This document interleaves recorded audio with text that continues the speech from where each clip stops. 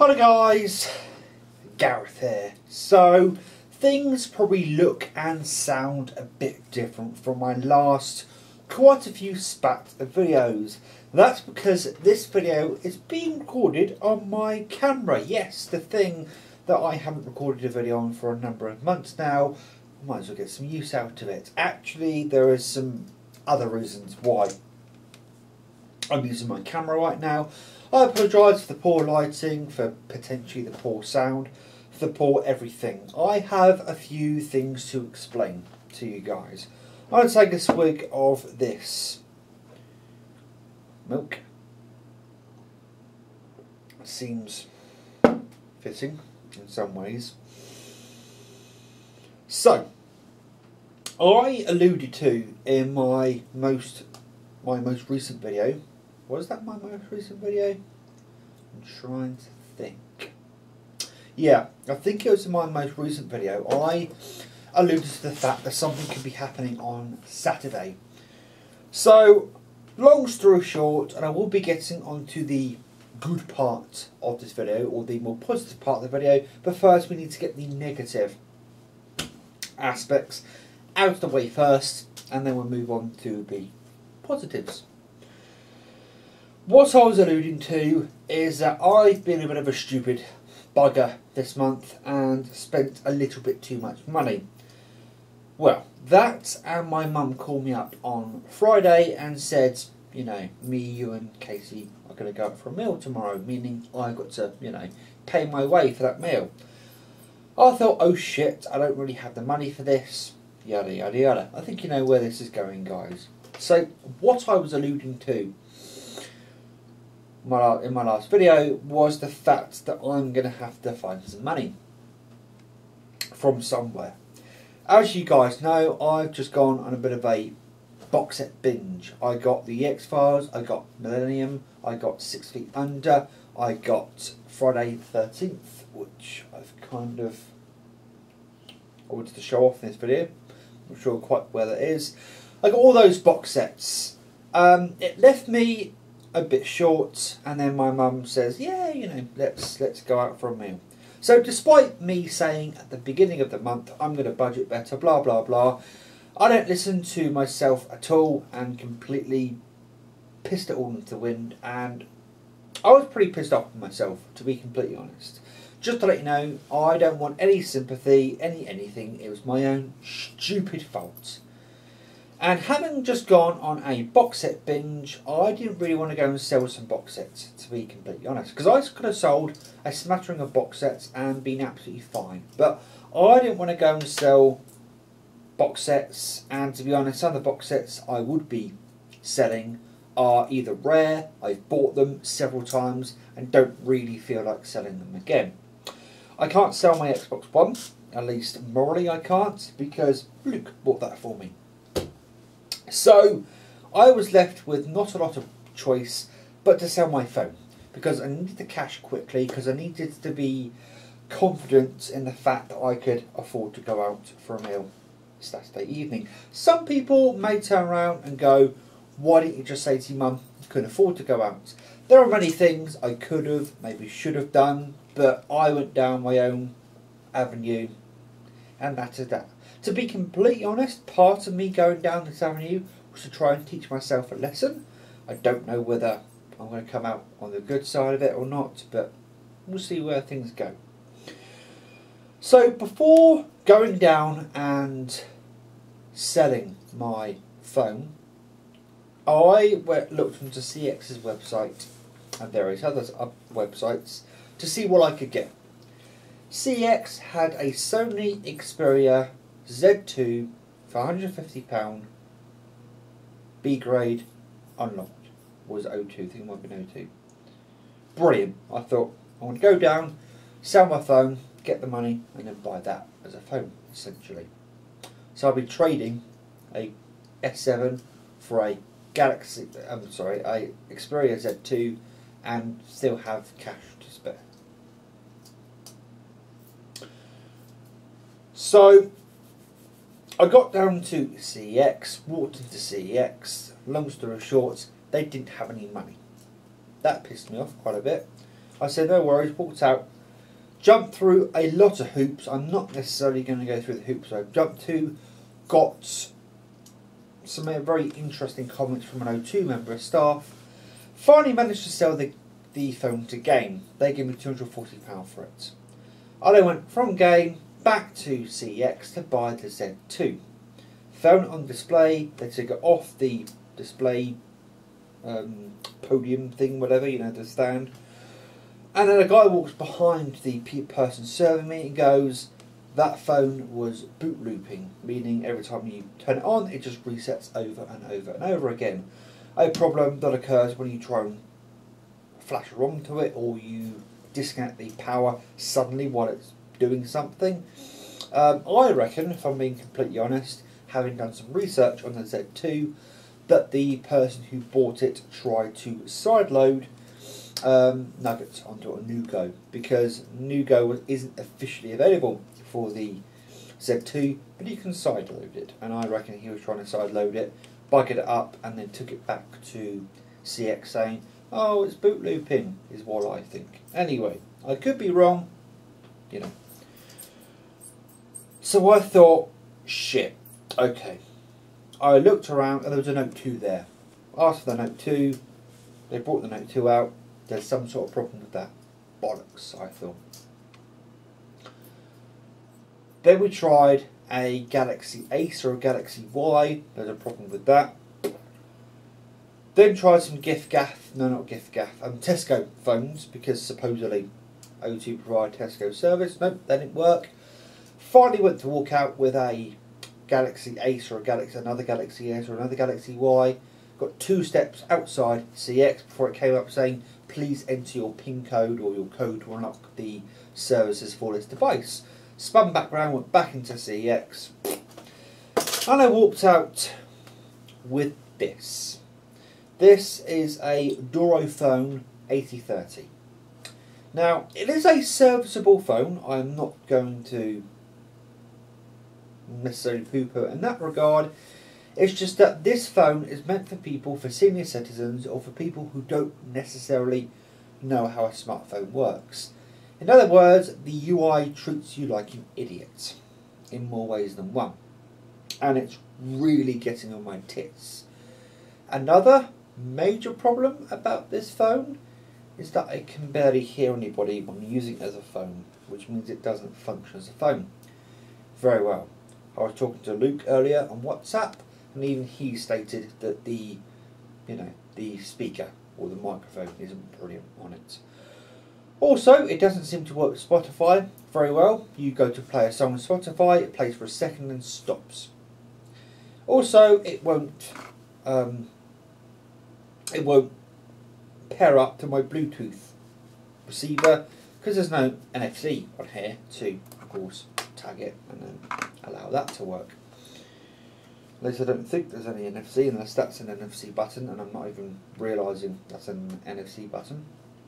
Although there's no option on the phone itself to necessarily activate or deactivate NFC. Another major flaw with this phone is that when you bring up the dial pad, the 0 is hidden behind the call button. So if you want to call anybody that's not already a contact, you need to add it as a contact to call it, or copy and paste the number into it. Yeah, there are a number of problems with this phone, and if I didn't need to use it for, potentially a week now, it would have gone out the window ages ago.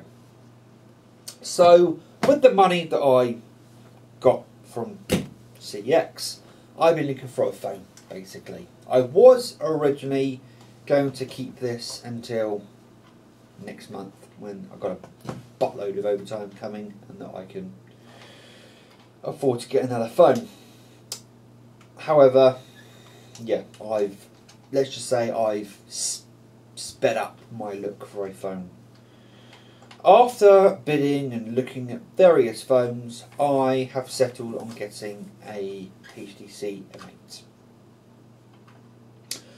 The M8 that I was going to get has a hairline crack on it, which on the screen, which I'm not in any way, shape or form pleased about. But I found another M8 that seems to be pretty good. It's got a couple of defects, but it doesn't have anything wrong with the screen, which is, you know, good. That's what I want. So yes, I'm going for a HTC M8. I'm actually looking forward to having an M8 again, because the M8 is an old friend. I had an M8 for a while, and it's a superb phone. So I'm actually really looking forward to the M8. So that's that out of the way. As I said, no sympathy, no nothing. It's my own stupid fault.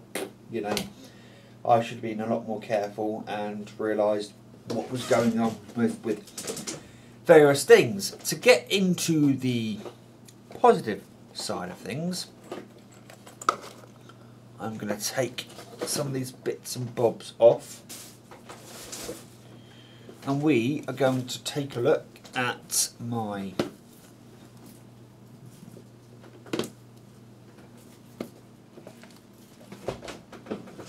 put that up there.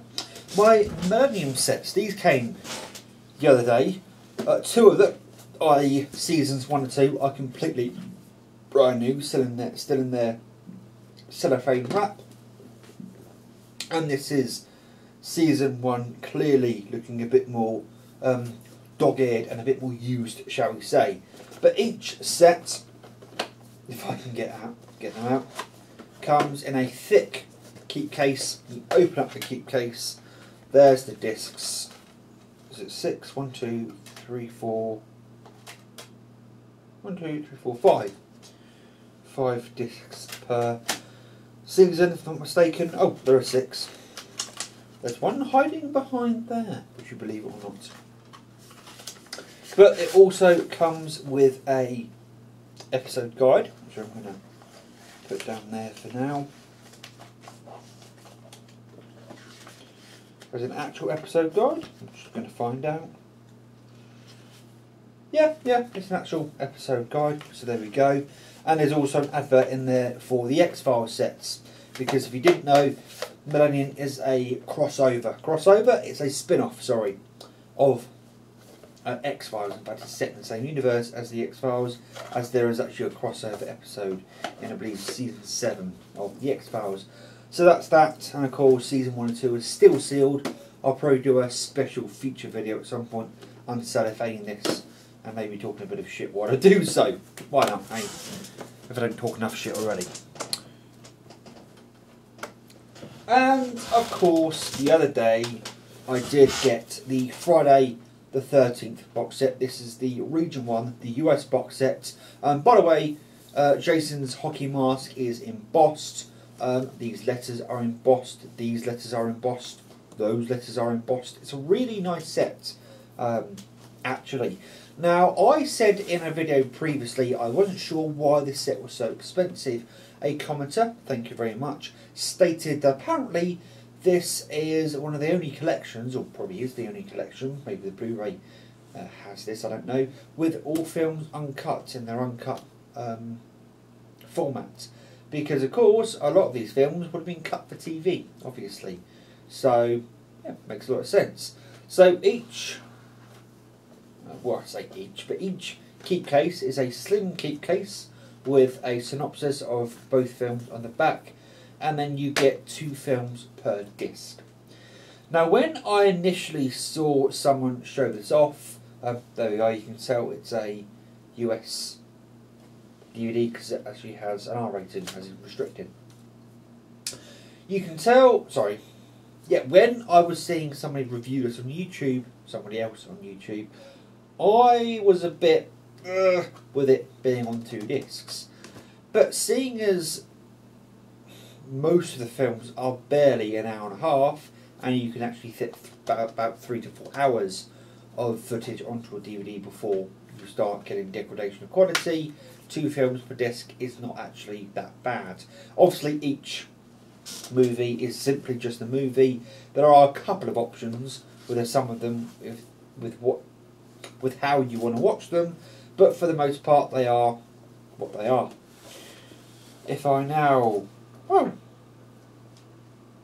this must have been on the back. Interesting. Is this a Canadian version? This might be Canadian, because this is the Yeah. This is the French version of the back, or part of the back. So, this could have been Canadian. That's interesting. But the reason why you get 2 films per disc and nothing else is because this is the special features disc. On here is the Friday the 13th Chronicles, an 8-part featurette. Secrets Galore Behind the Gore. I like that. Secrets Galore Behind the Gore. 3-part featurettes. Crystal Lake Victims Tell All. Tales from the Cutting Room. Friday Artifacts and Collectibles Scary Trailers. I've actually heard that the Tales from the Cutting Room is actually pretty good because, of course, if you didn't know, many of the Friday the 13th films were actually cut several times or went back and forth from the MPAA because they were trying to secure the R rating, and the MPAA kept saying nope, if you were to, release this film as is, it will get an X rating. I'm not sure what X rating is in America. I might have to look that up and do a bit of research and give my opinion, my findings to you guys, but I'm not quite sure what X rating is. Maybe one of my commenters, my watchers, can inform me on what X rating is in America and why, why the makers of Friday the 13th were so, trying to avoid it, in one way or another. I don't know what the difference is between restricted and X rating are in the US. So yes, that's pretty much everything. There is a closer look or a disambiguation of some description on my X-Files sets coming. Stay tuned. There is also a overview, disambiguation, blah blah blah, of my Dragon Ball sets: Dragon Ball, Dragon Ball Z, and Dragon Ball GT. I do need to get hold of the movies. I don't know whether I may just hold off and do that when I got the movies sets, because you can get the movies in one complete set, but you got to be careful because it can be a fake, or rather there are fakes out there of that set. So if it's cheap and too good to be true, it probably is, because if you buy each of the movie sets individually, you're looking at spending between £60 to £100, depending on where you shop, and yada yada yada. Whereas you can buy this complete movie collection, the fake one obviously, you can buy that for like 50, 60 quid, whereas the actual one is about 150 quid. Now, yes, some of you may turn around and go, well, hang on a minute, the £150, surely just spend the £150 and get it. No, because there are some English auctions that are selling the set for cheaper, for about 80 quid, I would say, to try and lure people in, and of course it's the fake sets. However, I have seen the real sets on eBay for between £60 to £80. I'm only going to assume because it's region 1, maybe not many people are necessarily going to buy it in the UK. I don't know. I haven't decided which route I'm going to go yet. Obviously, Battle of the Gods and Resurrection F are on Blu-ray, so I will probably get those on the Blu-ray. But the rest of them I'm going to get in those movie packs you can get. I did look at for a while, but it would be very expensive, of getting the steelbook, sets of each of the films. There's 2 films per steelbook, and there are 18 films, if I'm not mistaken. Is it 18 or is it 12? Whichever one it is, it's divisible by 2. So if it's 12, there are 6 steelbooks. If it's 18, there are 9 steelbooks, essentially. But it's expensive. Also, Battle of the Gods and Resurrection F on Blu-ray are expensive. They're 40 quid a piece, whereas on standard Blu-ray they're about a tenner to £15 a piece. Plus, I don't know which one is, whether Battle of the Gods or Resurrection F. One of those is actually now, I suppose, technically out of print, or rather getting very hard to find. So, that will probably now be it may be, what's the word? People may be wanting collector's prices for that now. So, we'll see there where that takes me. I got very close to buying the steelbook of Resurrection F a while ago because I found it for £25, but I didn't get it. And, you know, since I've seen it for a lot more than that.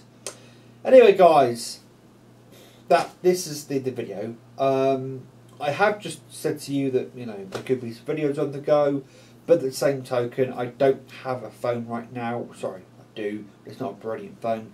So videos are probably going to take a bit of a backseat while I get things sorted out. But don't worry, when I come back, I will come back with a bit of a gung ho attitude, if you know what I mean. If you could, for me, guys, leave a like, dislike on this video, depending on your feelings. If your feelings are more complicated, or if you wish to have a discussion with me or somebody else in the comment section down below, then please leave a comment down below. As I do like to say, YouTube is a social media platform. Let's make it social. Let's take it back from the trolls. And if you haven't already, you can stick around by pressing the subscribe button. You can stay up to date with what I do by pressing the bell icon. That will allow you to get a notification to your device of choice every time I upload a video. As always, guys, you have been a very patient audience, and until next time, please take care, and as always, enjoy the rest of your day. Cheerio.